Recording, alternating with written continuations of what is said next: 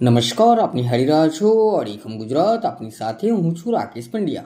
મહીસાગર જિલ્લામાં કાયદો અને વ્યવસ્થા જાળવવા તેમજ ગુનાખોરી ડામવા માટે પોલીસ એક્શન મોડમાં જોવા મળી રહી છે. પંચમહાલ ગોધરા રેન્જ આઈજી વિધિ ચૌધરી તથા મહીસાગર જિલ્લા પોલીસ અધિક્ષક સફીન હસન દ્વારા જિલ્લામાં ગુમ થયેલ વ્યક્તિઓના સફળતા આરોપીને પકડવા માટે ખાસ ડ્રાઈવ ઝુંબેશનું આયોજન કરવામાં આવ્યું છે. જે અંતર્ગત લુણાવાડા ટાઉન પોલીસને એક મહત્વની સફળતા મળી છે.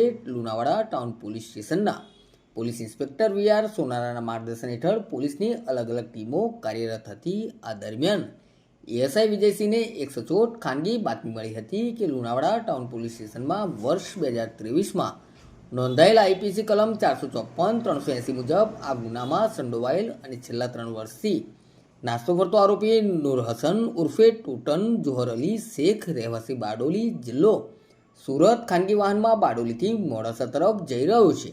જે બાતમી મળતા જ લુણાવાડા ટાઉન પોલીસની ટીમ સતર્ક થઈ ગઈ હતી અને લુણાવાડા બસ સ્ટેન્ડ પાસે વોચ ગોઠવી હતી.